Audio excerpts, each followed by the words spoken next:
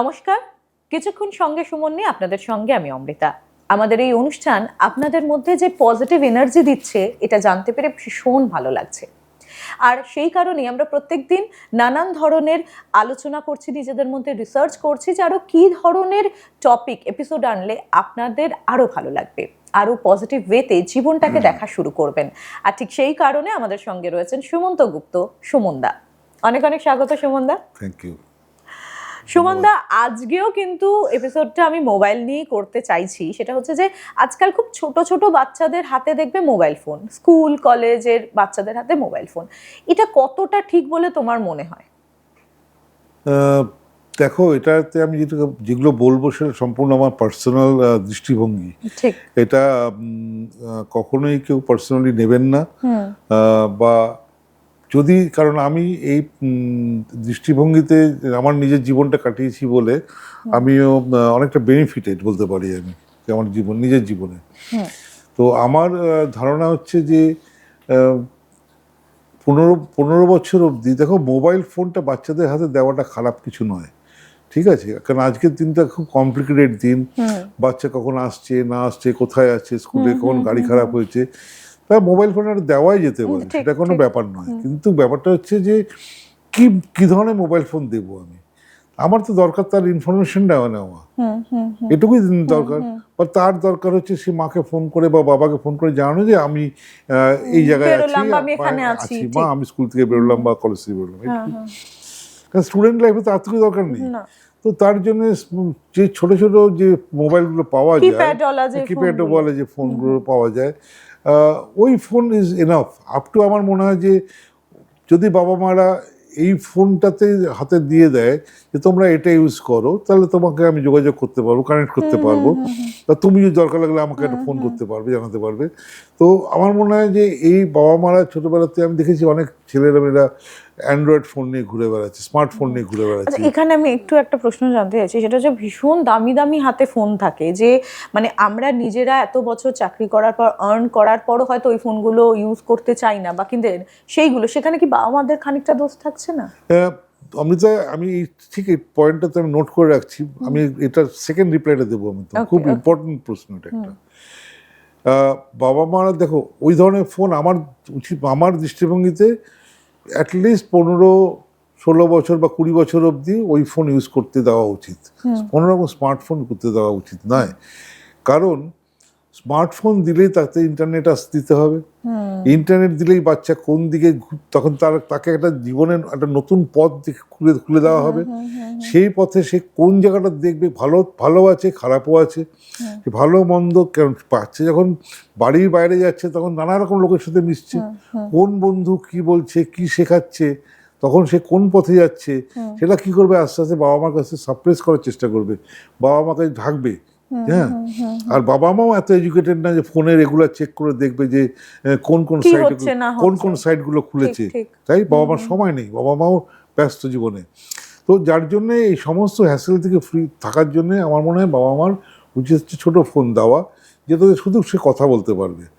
ঠিক আছে, এইবারে কথা হচ্ছে যে 20 বছরের পরে কি হবে।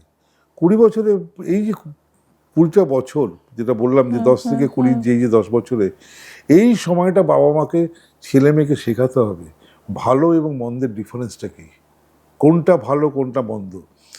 সব সময় আজকের দিনে বাচ্চাদের সাথে কিন্তু বন্ধু হওয়াটাও দরকার, খুব দরকার। বাবা মা যদি সবসময় মনে করে আমি বাবা, আমি মা, আমি শাসন করব, এটা কিন্তু সবচেয়ে wrong way to handle the kids. কারণ বন্ধুত্ব যদি স্থাপন না হয় বাবার সাথে ছেলের, বা ছেলের বা মেয়ের সাথে মার, বা মেয়ের সাথে বাবার, এই বন্ধুত্ব স্থাপন না হয়, তাহলে অনেক কিছু আমাদের কিন্তু অজানা থেকে যাবে, যে বাইরে কি হচ্ছে, বাইরে কার সাথে মিশছে, কোথায় যাচ্ছে। কোনো সমস্যায় সে পড়লে নানা রকম, এবং বিশেষ করে বয়ঃসন্ধির সময়টা, টিনেজের সেই সময়টা সে বাবা মা থেকে লুকোতে শুরু করবে। 15 থেকে 20, 22, 23 খুব ডেঞ্জারাস এজ। তো ওই সময়টাতে মানুষ বাবা মাকে ফ্রেন্ডলি হতে হবে, এবং দরকার লাগলে বাবা মাকে যেতে হবে, সঙ্গে সঙ্গে যেতে হবে, স্কুলে যেতে হবে, দেখবে মাঝে মাঝে কোথায় যাচ্ছিস। আমি তো আমার নিজের চোখে দেখা যে বাবা মারা টিউশনে পাঠিয়ে দিয়ে আর চায় না যে মেয়ে কি করছে, কিন্তু মেয়ে যে বয়ফ্রেন্ডের সাথে টিউশন শেষ করে বয়ফ্রেন্ডের সাথে অন্য কোথাও যাচ্ছে সেটা কিন্তু বাবা মা জানে না। কারণটা হচ্ছে বাবা মা ওখানে হয়তো তাদের বাবা মা রোল প্লে করছে, তারা ফ্রেন্ডলি নয়, ঠিক আছে। এই যে জিনিসগুলো হচ্ছে তারা এগুলো কেন হচ্ছে, এগুলো আস্তে আস্তে এই স্ট্রিক্টনেস ফ্যামিলিতে থাকছে না, এটা আজকের দিনে মনে হয় ছেলে মেয়েদের আউটলুকটা চেঞ্জ হয়ে গেছে। তো আজ থেকে 20 বছর আগে ছেলে মেয়েরা আর আজকের ছেলে মেয়েদের মধ্যে অনেক ডিফারেন্স। আজকে যে আপব্রিঙ্গিং এর যে প্রসেসটা সেটা কিন্তু অন্যরকম ভাবে দিতে হবে বাবা মাকে। এবং মোবাইল ফোনের ক্ষেত্রে যেটা তোমার পয়েন্টে আসছি, তাকে ওই 20টা বছরের সময় তাকে শিক্ষা দিতে হবে গুড ব্যাড কোনটা, হ্যাঁ কোনটা তুমি বেনিফিটেড হবে, কোনটা তুমি বেনিফিটেড না হবে, কেন তোমাকে খারাপ সাইডে তুমি যাবে না, বাবা মাকে ওপেনলি বলতে হবে কেন তুমি খারাপ জিনিস দেখবে না, এটা কেন খারাপ সেটা বোঝাতে হবে, সেটা বুঝিয়ে দিতে হবে তোমাকে। এবং সবচেয়ে বড় জিনিস সেটা আমি করতাম, সেটা হচ্ছে আমি ওই word making games, word making নানা রকমের পাজল ওয়ার্ড আছে, ঠিক আছে, তো ওইগুলো আমি লোড করে দিতাম।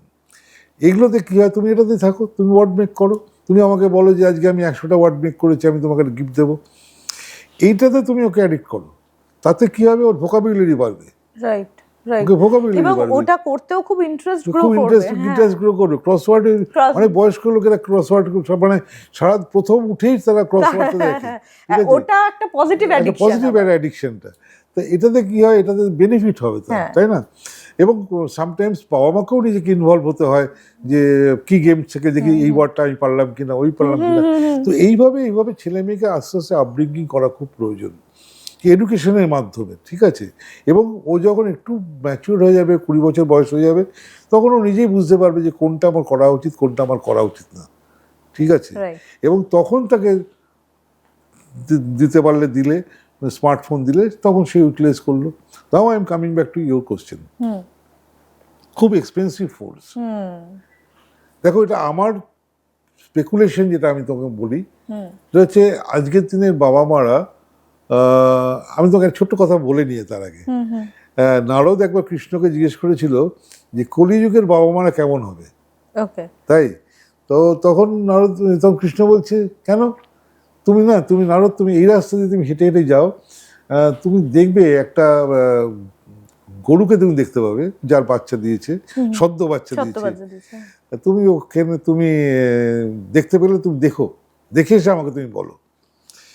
তখন নারদ গেছে, হাঁটতে হাঁটতে গেছে, গিয়ে দেখছি যে হ্যাঁ সত্যি তো একটা গরু দাঁড়িয়ে আছে, সে গরুটা একটা বাচ্চাও দিয়েছে, সদ্য বাচ্চা দিয়েছে, আর গরুটা বাচ্চাটাকে চাটছে, খেতে খেতে এমন হয়েছে রক্ত বেরিয়ে যাচ্ছে, ঠিক আছে।